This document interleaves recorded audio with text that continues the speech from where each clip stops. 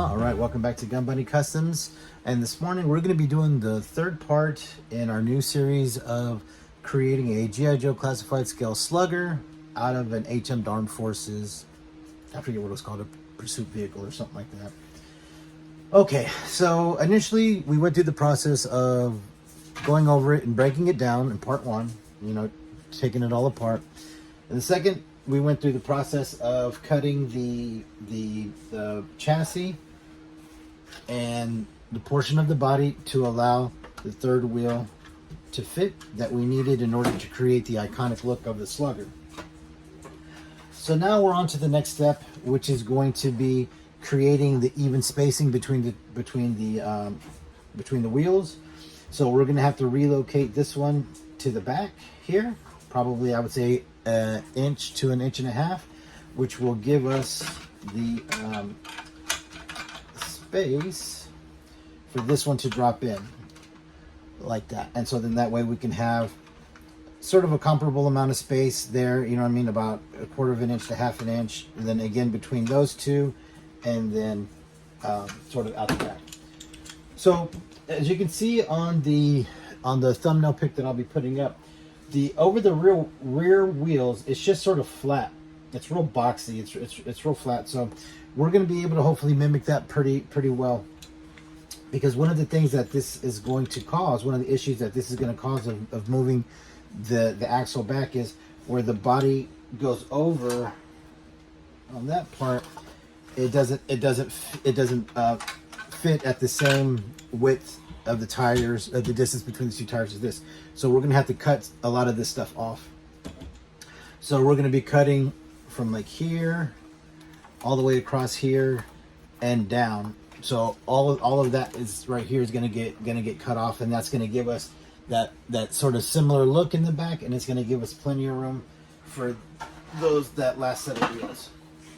Okay, so then another thing that we got to do is we got to come up with the axle that's going to go to these two, between these two, and it's got to be the same, obviously the same length, to create, you know, all the symmetry and all that stuff. Another thing that we're going to have to do is we're going to have to, like I said, create the axle, and then we're going to have to create the component that's going to connect to the back of this. We could use these three posts that come out that had the screws on that connected it to the side of the vehicle initially.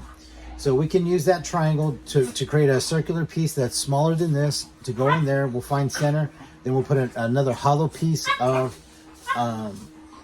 styrene, and then we're going to use I'll probably use a thicker plastic rod of styrene to go across, and then that'll be it. And then we'll just have to kind of cut a slot in there like this, and then figure out what the depth is, and then you know, kind of lock it into that, and that'll allow it to roll freely with the axle on that one, and that one, and then they'll be all evenly spaced.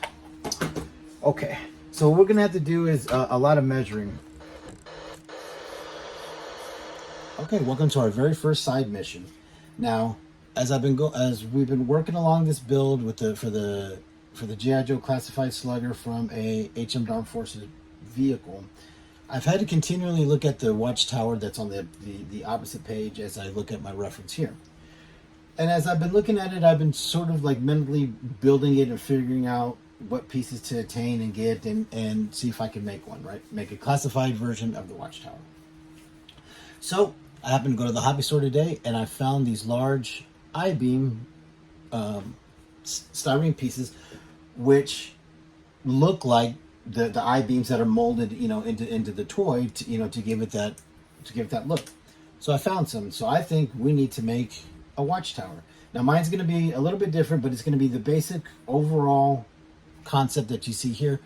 But I would like to put a cover on the top, some kind of removable cover that would kind of sit down on it, that could be removed, so you could, you know, place and pose the figure or figures inside of it, depending on how big it gets, how big we end up making it.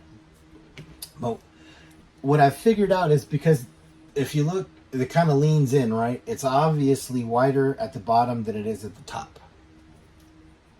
So I'm thinking we'll cut a small angle in there, and then that'll start leaning them in.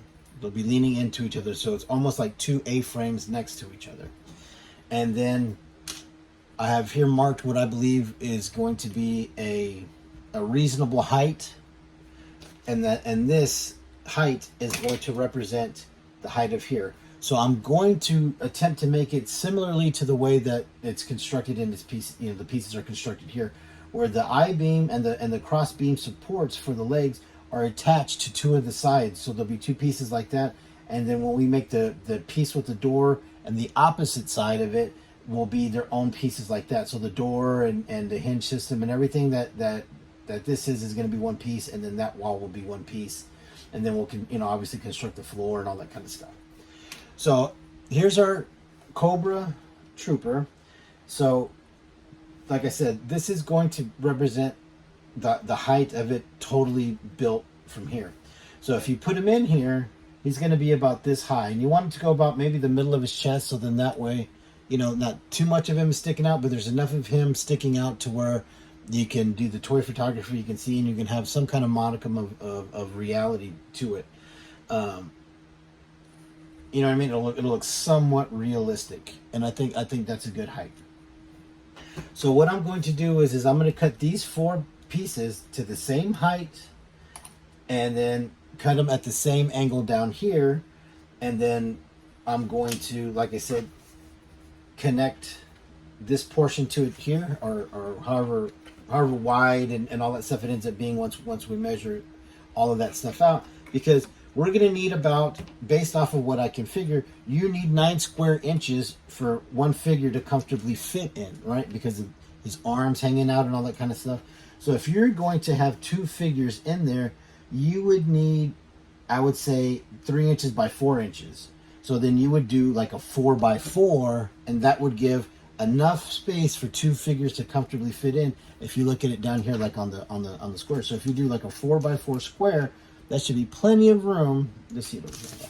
So if we do like a 4 by 4 square here, that's plenty of room for 2 figures, an ammo box on the floor, weapon storage, or anything else. So that's what we're going to shoot for. We're going to shoot for the base plate bottom here, the floor of it, to be 4 by 4, and then by the time it gets to the top, it'll be like 3.5 by 3.5.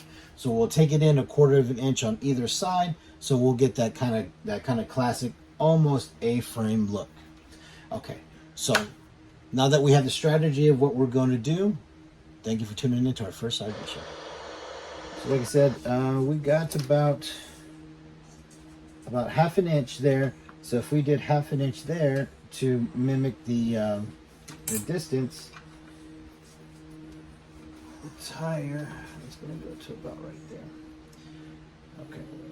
So then we know that we're going to need to cut it somewhere right around in there.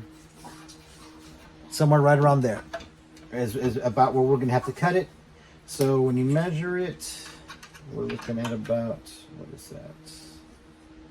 I'll go from here. It's about 1/2 inch in from here where we cut. So if we're able to line that up, there, that might be a little bit too far over. We might have to create something, because it'll be right on it. So we're actually probably going to have to create something that goes here in this little spot, and that's going to be the slot that goes in and goes across, and then we're going to fill this in, and then we're going to do another cut here to allow the rear one to drop in. Okay, so I'm going to get that all figured out, and I'll get it done, and then I'll come back and I'll show you how I did it.